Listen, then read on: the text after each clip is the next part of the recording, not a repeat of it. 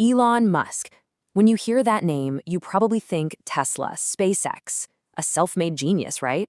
But is that really the whole story? Let's dig into how his empire was actually built. And that brings us to the big one, the question this whole explainer is about. Did he really pull all this up from nothing? Or is the real story, a little more complicated than the myth we all hear? Yeah, we all know him for the electric cars, the reusable rockets, the guy trying to get humanity to Mars.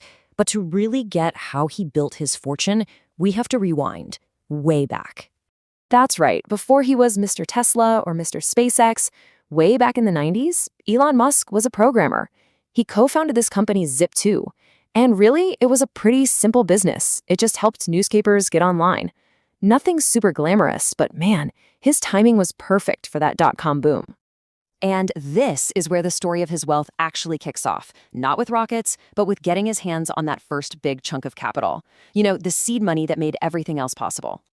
Okay, look at this timeline. What's crazy here is just how fast this all happened. We're talking 2 massive paydays in just 3 years. First, Zip2 sells in '99, then boom, PayPal sells in 2002.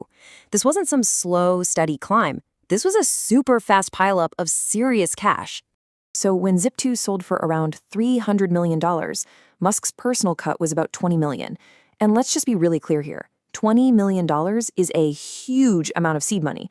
This isn't like getting a small business loan. This is a fortune, right out of the gate. But he didn't just sit on it. Nope. He immediately took that money and rolled it into his next thing, an online payment company called X.com, which, you guessed it, eventually turned into PayPal.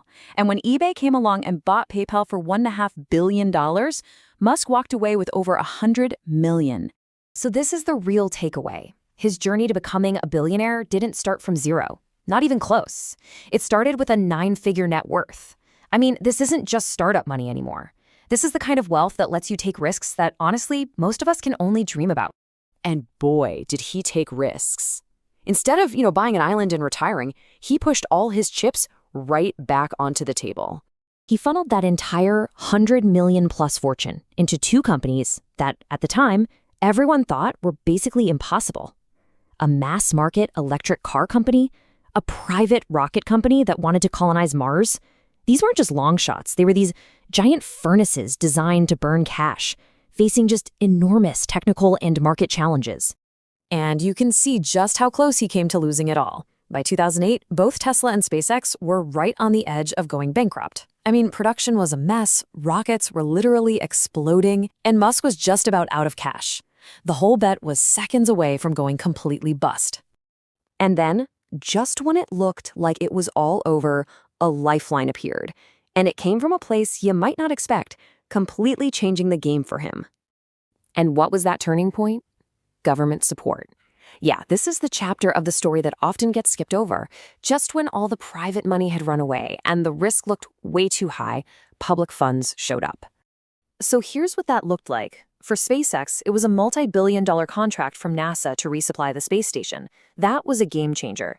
And for Tesla, they got a crucial $500 million loan from the government, on top of other financial incentives. This support bought them the one thing they desperately needed: time. Just enough time to survive. Okay, so with his companies now on stable ground, Musk started to perfect another incredibly powerful tool. It wasn't just about building the tech anymore. It was about building the story. He really got something about modern markets that a lot of people miss. Attention drives valuation. With his bold statements, these huge, ambitious visions, and just being constantly in the media, he made his companies the center of the conversation. And that kept investors hooked and stock prices flying high, which of course brought in even more money to fuel the growth. So when you put all these pieces together, you start to see a clear pattern, right? It's a formula for building an empire. And it's a lot more strategic than that simple myth of a lone inventor in a garage. So here it is, the formula. Step 1, get a huge chunk of capital from an early win, like Zip2. Step 2, reinvest every single penny into some incredibly aggressive, super high-risk ventures. Step 3, you leverage everything, and that includes that crucial outside help when you're on the brink to fund that risk. And finally, step 4, you amplify the whole thing with a powerful attention engine to keep that valuation climbing. And here is the final, crucial piece of the puzzle. His massive wealth isn't really from selling cars or launching rockets. It's from his ownership stake, his equity in those companies. The real money, the big money, is in the rising value of the companies themselves, not just what they sell. So back to our big question, did Elon Musk start from nothing? Well, the evidence suggests that's not quite the right way to look at it.